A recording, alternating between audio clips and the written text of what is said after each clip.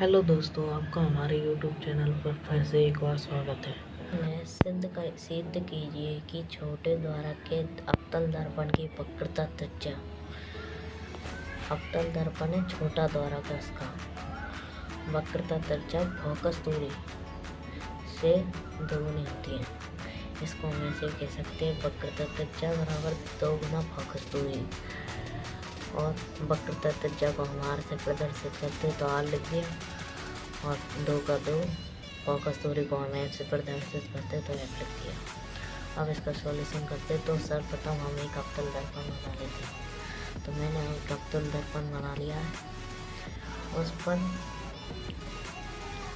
इसका सी वक्रता केंद्र ये रहा और मुख्य फोकस ये रहा।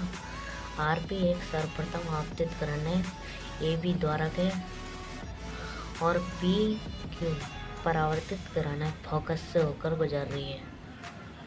तो यही बात मैंने यहाँ पर लिख दी है। ए बी एक छोटे द्वारक वाला दर्पण है, ये हमको पता में रखा है, छोटे द्वारक का अवतल दर्पण है। आर पी एक आपतित करण है, आर पी एक आपतित करण है, पी क्यू एक परावर्तित करण है, पी क्यू परावर्तित करण है। तो अब हम गोलीय दर्पण के परावर्तन के नियम में वक्रता केंद्र से जो रेखा गुजरती है, दर्पण पर आपतित होती है, वह पुनः उसी दिशा में परावर्तित हो जाती है। तो हम वही कर रहे हैं। रुको एक मिनट, हमने वक्रता केंद्र से एक किरण रखी अवतल दर्पण पर, जो परावर्तित होकर पुनः उसी दिशा में लौट रही है। तो CP आपको लग रहा है ये एक आपतित किरण है, ये परावर्तित किरण है, ये दोनों के बीच का अविलंब बन रहा है। ये आपतित किरण के मध्य वाला कोण, आपतित किरण के मध्य वाला कोण ये I, और ये परावर्तित के मध्य वाला कोण R। यहाँ तक तो आपको समझ में आ गया होगा। तो हम यहाँ पर लिख लेते हैं CP एक अविलंब है। दोस्तों, हमने यहाँ तक ये काम कर लिया है। अब आपको दिख रहा हो, परावर्तन के नियमानुसार लिखेंगे। परावर्तन के नियमानुसार आपको पता है, आपतन कोण I बराबर होता है परावर्तन कोण R के। ये तो आप सब जानते होंगे। तो I का कोण देखो, कोण RPC, इसमें I आ जाएगा, बराबर हो जाए परावर्तन कोण CPF। तो इसमें परावर्तन कोण R आ जाएगा, तो CPF। तो अभी यहाँ तक हमारा काम कंप्लीट हो चुका है। दोस्तों, मैं आपको एक बात बताना भूल गया, RP OC के समांतर है। तो हम ये बात यहाँ पर लिख लेते हैं, समांतर भुजाओं में एकांतर कोण बनते हैं। तो हम एकांतर कोण बनाएंगे। तो देखिए, कोण RPC चूँकि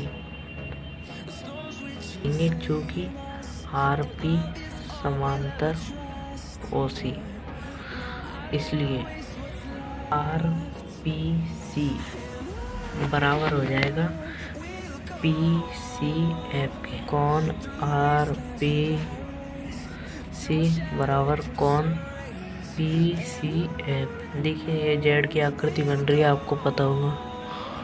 ये जेड की आकृति बना, जहाँ जहाँ मेरा पेन चल रहा है ये जेड की आकृति बन गई। PCF यहाँ पर लिख लेंगे हम क्वेश्चन में एकांतर कोण। अब आपको क्या करना है, एक डाल देते चलो। समीकरण आप देखना, समीकरण 1 में LHS समान, समीकरण 1 तथा 2 में LHS समान है। RPC बराबर CPF था, और यहाँ पर RPC बराबर PCF है। तो हम लिखेंगे, चूँकि समीकरण 1 व 2 से LHS समान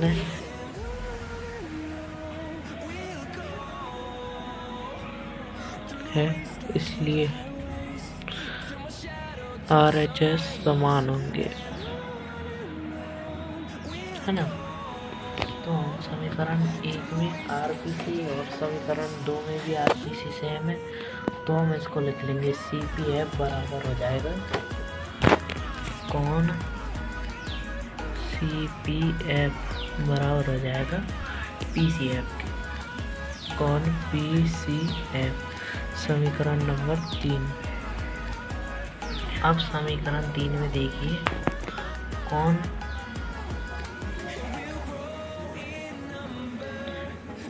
CPF बराबर हो गया था हमारा,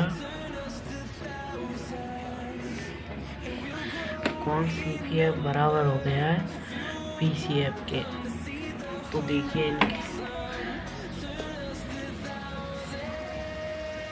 CPF PCF के बराबर हो चुका है।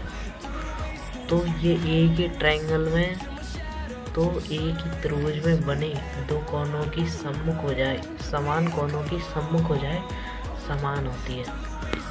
तो CPF तो कोण P के सम्मुख हो जाए CF, तो लिख देंगे यहाँ पर भुजा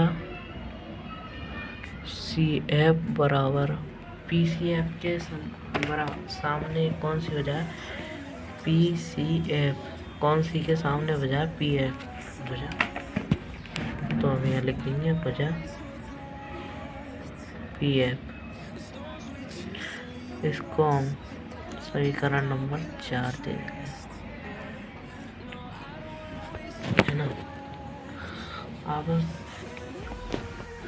अब दोस्तों आपको प्रश्न में दे रखा है छोटे द्वारक छोटा है अवतल दर्पण का, तो ये द्वारक है। अगर इसको हम छोटा करेंगे तो एक स्थिति ऐसी आएगी जो OF जितनी है उतनी FP हो जाएगी, OF जितनी है उतनी FP हो जाएगी, क्योंकि हमको ऐसा थोड़ी क्या मिला कि ज़्यादा ही हमको ऐसा तो नहीं कह रखा कि कितना छोटा है, तो हम कितना भी छोटा मान सकते हैं। तो हम लिखेंगे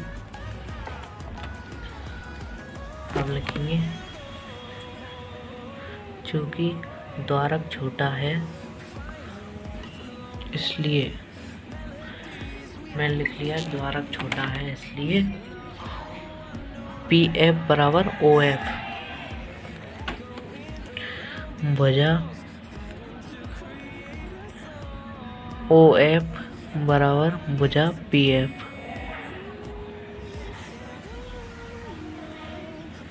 इसको डाल देंगे हम समीकरण नंबर 4 और 5 भी। देखिए आपको RHS समान नजर आ रहे तो LHS समान होंगे, तो हम लिख देते हैं समीकरण 4 व 5 से RHS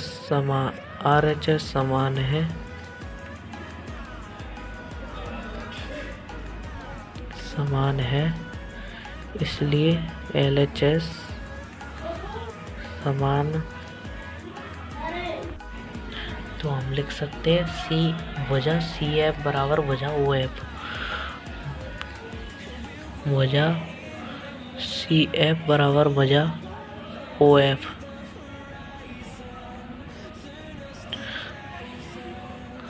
है ना दोस्तों। इसको डाल देते हैं हम समीकरण नंबर 6। अब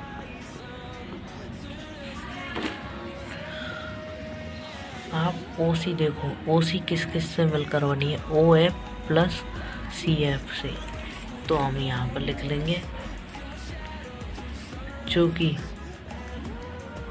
वक्रता त्रिज्या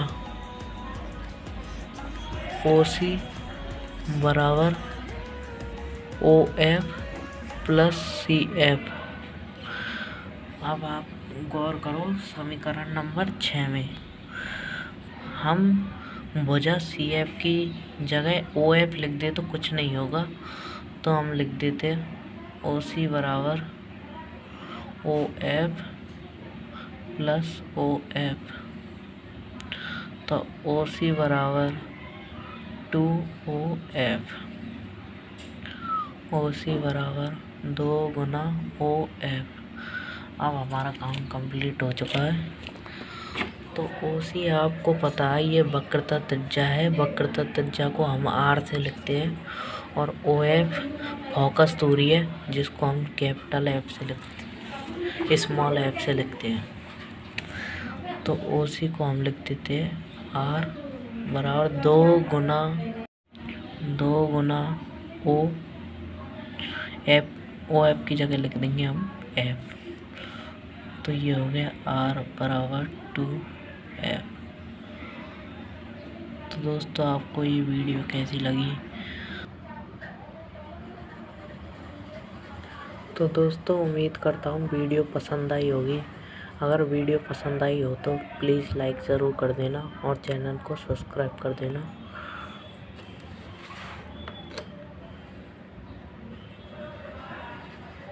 मिलते हैं अगली वीडियो में।